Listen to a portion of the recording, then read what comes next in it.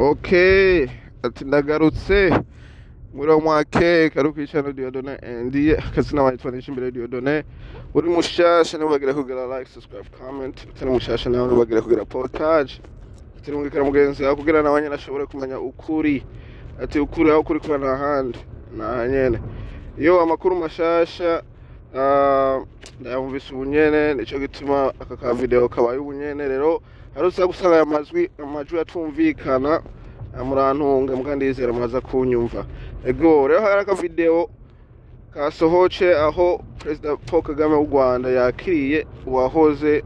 ari umuperezida wo muri Nigeria izina ryiwe rangora kuvuga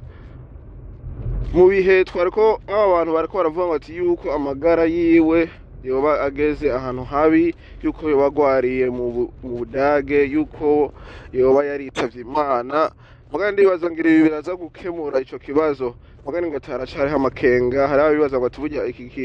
iyi video basize kuri TV Rwanda hari usanga ari ntuzenya isa namwe yafashwe kera bakaba bariko barayigarukana nko mu mwaka uheze uko nuko mugani ukuri aho kuri urumva kuragoye mu gihe ubwo butumwa gusa bwashikirijwe ngaho nyene ku TV y'u Rwanda mugani ntubibone kuri government y'u Rwanda ahantu nyene bacisha ibintu vya formally vyo kwandika nyene amateka yo bariko arakorwa n'umuperezida wabo uko nuko rero usanga bigoye gutahura bigoye kumva eco gituma ngo abantu benshi nga ku social media kungurukana mumenye usanga bariko baravuga baracari muri bya binyoma byo kuvuga ati bariko baratubesha umuperezida usanga akigwaye akanakantu nyene kugira bagire kandi baza umuntu aza gashira ku ntuze ku video aho ku ntuze yiwe baraza kushobora kumukubita copyrighted kubera nakantu k'iminota mike sinzi ko bitwara imisegonda 12 kuramutsa kwakira wahoze ari umuperezida ndibaza bari kutwereka n'ibintu vyinshi n'ingene yashoboye guhashika uko nuko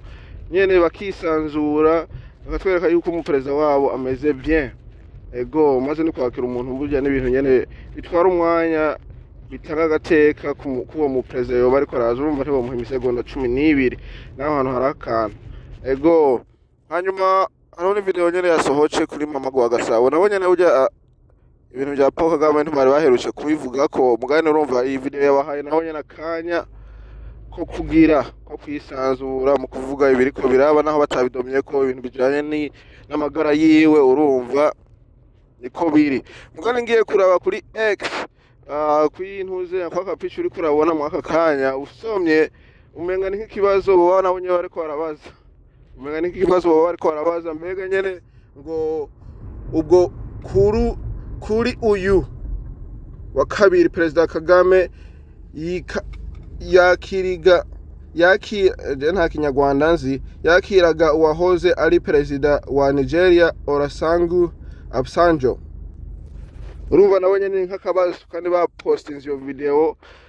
sinzi gara akabazo yuko basabanye n'abantu boko bogenda kuraba iyo video kuri YouTube aho nyene arakabazo mu bintu nyene vya quelque part kugira abantu bashobora kumenya ngene vyifashe kwa nabonye ne bosanga amakuru kuriho nabonye batakuza urumva wati ni ibintu bigisovye hari abavuga bati ngo iyi video bosanga ari yakera ari mu 2024 ngo mu gihe navuba bagiye gusinya intuze amasezerano y'amahoro hagati ya Qatar Leta Zunze Ubumwe za Amerika u Rwanda na DRC tariki 27 2025 urumva hageze ubu nawe akaba yaje ngira kugira kumenya gutahura kumva nyine amateka n'ingene ibintu vyogena neza niko babivuga kubera nawe nyene mu bintu byo ku processinga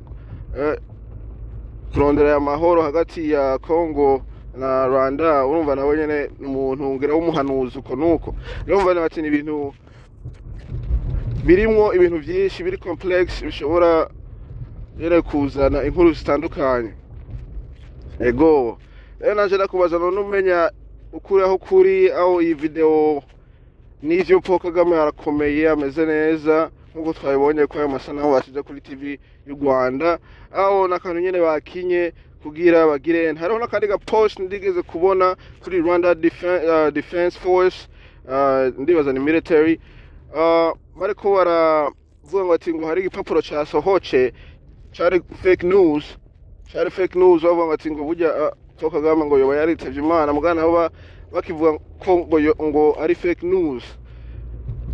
burya nico gipapuro ingene bagipostinze nkuko bari bakidowninze bagifise aho bogize bagashiraho iyo count yo muntu yoba yavyandice kwa nyuma akujya ugira repost kuri X ugaca wandika ko ukavuga ni fake news mugane urumva ibintu kweri n'ibintu bisovye ego nta wipfuriza nabo umuntu mugane ukuriho kuri turagomba kukumenya cyane abanyarwanda uko nuko abene gihugu ego kavideo karaka wandike ngaho muri comment naho byo wibaza ego hanyuma gire portage gire like tuzasubira kubona niyo twabonana peace muntu unge kwa ya maju